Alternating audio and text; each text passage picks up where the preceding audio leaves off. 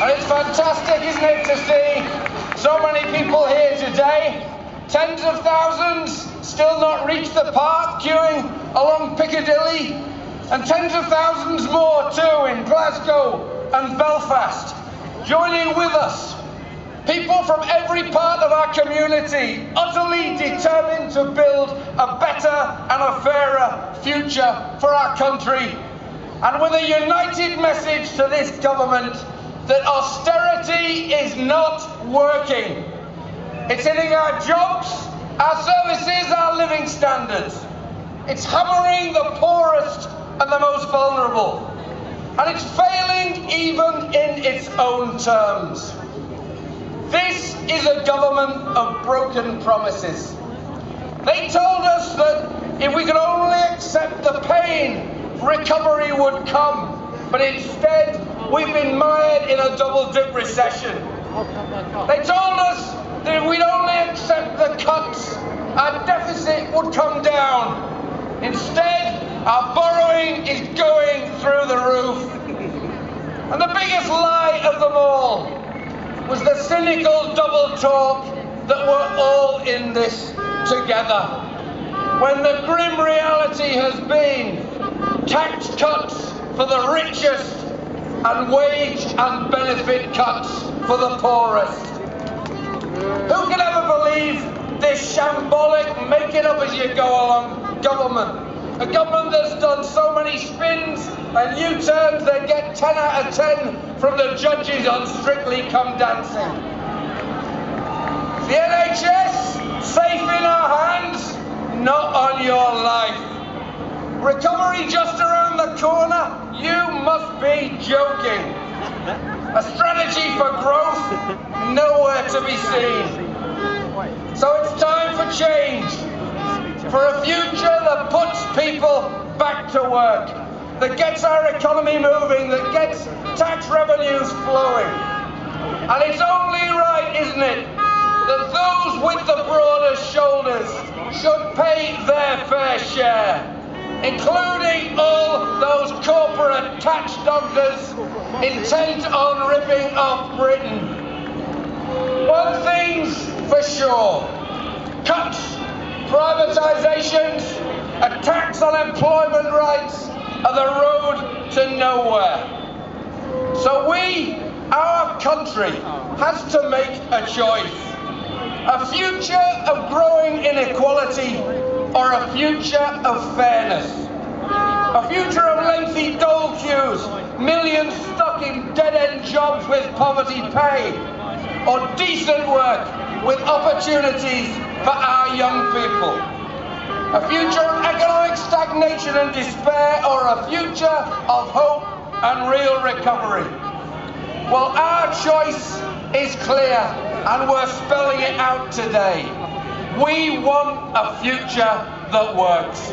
Thanks for coming. Keep up the campaign.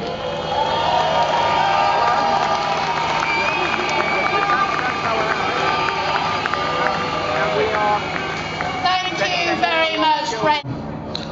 Comrades, how dare David Cameron tell the Tory conference what it's like for the majority of disabled people in the UK?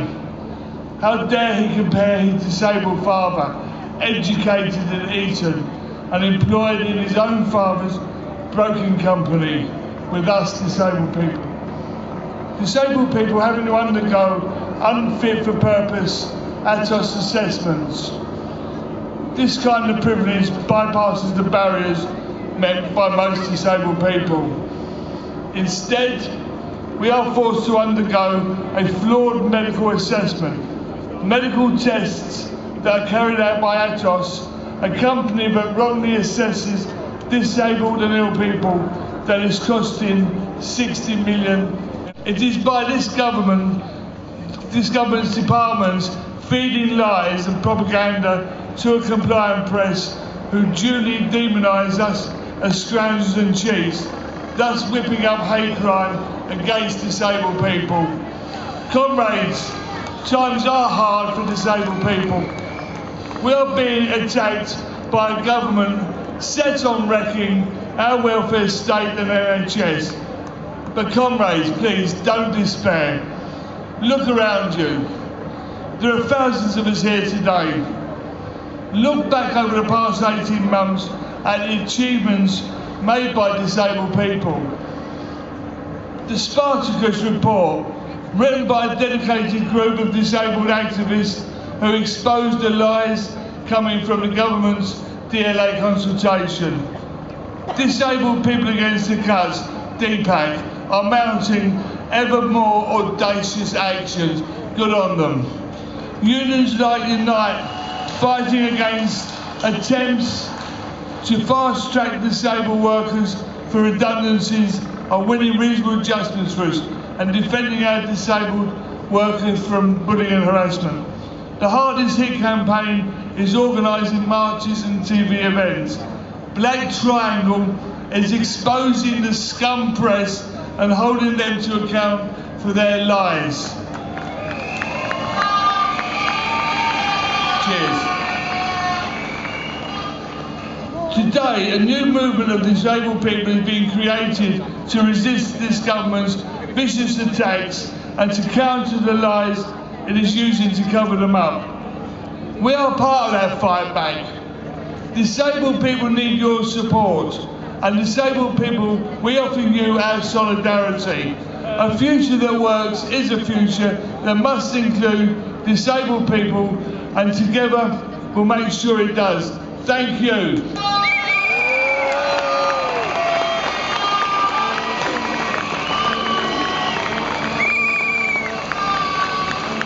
I can't believe how many people are here. You guys look amazing. I feel really privileged to have the chance to share my story with you. My name's Helen, as you've heard, and I'm a member of Prospect. I've got a little boy, he's 2. He's out there somewhere with his dad, hopefully. When he was 4 months old, the government decided to close the Forensic Science Service, which is my employer, and I was told that I'd be made redundant, along with most, if not all, of my colleagues. That decision was made because we were losing £2 million a month, apparently. In my view, that tells you everything you need to know about this government. They put the bottom line before justice for the victims of crime. The organisation closed earlier this year, and I was indeed made redundant, along with most of the rest of the organisation. Hundreds of dedicated forensic scientists out of work at huge cost, and with the corresponding loss to the nation of probably thousands of years' worth of expertise. The craziest thing about that decision was that we were undergoing a massive restructure at the time, and it was working. By the time we closed, we were no longer making a loss. As in, by the time we stopped taking work in, we were no longer making a loss. We don't need that kind of short-term thinking. We need long-term investment in education for all, not just a few. Investment in infrastructure, in broadband, which would probably do more to help small businesses than the current wave of attacks on employment rights. We need quality public services delivered by motivated public servants. And you don't need me to tell you, you don't get motivated employees by cutting their benefits or attacking their employment rights.